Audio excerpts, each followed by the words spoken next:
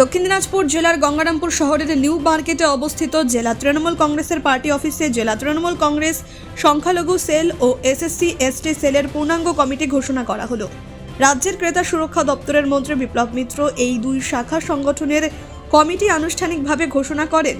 একই দিনে জেলা তৃণমূল কংগ্রেস সংখ্যালঘু সেলের পাশাপাশি দক্ষিণ দিনাজপুর জেলা এসসি এসটি সেলেরও পূর্ণাঙ্গ কমিটি গঠন করা হয়।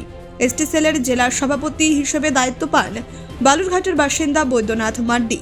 অন্যদিকে সংখ্যালঘু সেলের জেলার সভাপতি হিসেবে রয়েছেন মাহবুব রহমান সরকার। অনুষ্ঠানে উপস্থিত ছিলেন জেলা তৃণমূল কংগ্রেসের একাধিক শীর্ষ নেতৃত্ব। তাদের মধ্যে উল্লেখযোগ্য জেলা পরিষদের সভাধিপতি চিন্তামণি বিহা, তৃণমূল নেতা শঙ্কর সরকার, উজ্জ্বল বসাক, তপনের তৃণমূল নেতা সুব্রত ধর, মোজাম্মেল হক সহ আরও অনেক নেতা কর্মী। কমিটি ঘোষণার পর মন্ত্রী বিপ্লব মিত্র বলেন কমিটিতে মহিলাদের সংখ্যা তুলনামূলকভাবে কম রয়েছে। বিষয়টি দুই জেলার সভাপতিকে গুরুত্ব দিয়ে দেখতে বলা হয়েছে। রাজ্য নেতৃত্বের নির্দেশে সংগঠনকে আরও মজবুত করার লক্ষ্যেই এই উদ্যোগ নেওয়া হয়েছে। সংখ্যালঘু সেলের জেলা সভাপতি মাহবুব রহমান সরকার বলেন আগামী দিনে কমিটিতে আরও বেশি সংখ্যায় মহিলা সদস্যদের যুক্ত করা হবে। এর মাধ্যমে সংগঠনকে আরও শক্তিশালী করা সম্ভব হবে। শাসক দলের নেতৃত্বের দাবি, রাজ্য নেতৃত্বের এই উদ্যোগে শাখা সংগঠনগুলি আরও মজবুত হবে এবং তার ইতিবাচক প্রভাব পড়বে আগামী দিনের জেলা স্তরের নির্বাচনী ফলাফলে। গুরুত্বপূর্ণ একটা সংগঠন, অর্থাৎ যারা আদিবাসী আমাদের কিন্তু পশ্চিমবাংলাতে যে জনসংখ্যা, আমাদের দক্ষিণ দিনাজপুর জেলায় যে জনসংখ্যা, তার কিন্তু যে হার আমরা দেখেছি, তাতে কিন্তু আমাদের এখানটায় 18% আদিবাসী কিন্তু দক্ষিণ দিনাজপুর জেলায় আছে। 18% মানে কম নয়, কিন্তু এটাও কয়েক লাখ। সুতরাং এই যে একটা বিরাট সংখ্যক মানুষ, তাদের রিপ্রেজেন্টেশন যাতে থাকে, তাদের আমরা ইনভলভ করাতে চাইছি সমস্ত রকম আমাদের দলের কাজে।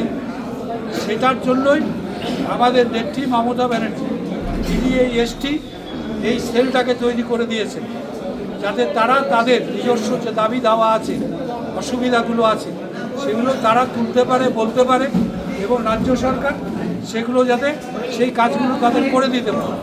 তো আজকে আমাদের সেই আদিবাসী সম্প্রদায় এখানটায় বৈদ্যনাথ মার্ডি এই হচ্ছে প্রেসিডেন্ট। দেখে রাখো, তোমাদের অনেক সময় কাজে লাগবে। এই আমাদের দক্ষিণ দিনাজপুর জেলা এখন সভাপতির দায়িত্ব নিয়ে কাজ করছে। আজকে ও কমিটি একটা রেডি করেছে, সেই কমিটিটাও আমাদের সকলের অনুমোদন দিয়ে ও আজকে ঘোষণা করে দিচ্ছে। এইখানটা ডিক্লেয়ারটা করে দেবেন কমিটিকে, প্রেসিডেন্ট কোন ব্লকের প্রেসিডেন্ট হলো, ডিস্ট্রিক্ট কমিটি কোনটা হলো, বা অন্য যারা আমাদের এখানটায় যারা কী বলে ওটাকে বিভিন্ন পদাধিকারী কারা হলো, এই ব্যাপারটাও ঘোষণা। সংখ্যালঘু তৃণমূল কংগ্রেসের যে কমিটি আছে, শাখা সংগঠন আমাদের এক অত্যন্ত গুরুত্বপূর্ণ সংগঠন। সেই সংগঠনের আমাদের যিনি সভাপতি দক্ষিণ দিনাজপুর জেলার এই সংখ্যালঘু সম্প্রদায় ইউনিটের হচ্ছে তিনি ঘোষণা করলেন ব্লক প্রেসিডেন্টের নাম এবং ডিস্ট্রিক্টের এবং কিছু পদাধিকারীর নাম, এবং ঘোষণা করলেন ডিস্ট্রিক্ট কমিটির নাম। এটা এতদিন পর্যন্ত ঘোষণা করা যায়নি, আজকে ঘোষণা করা হলো আমাদের দলের পক্ষ থেকে।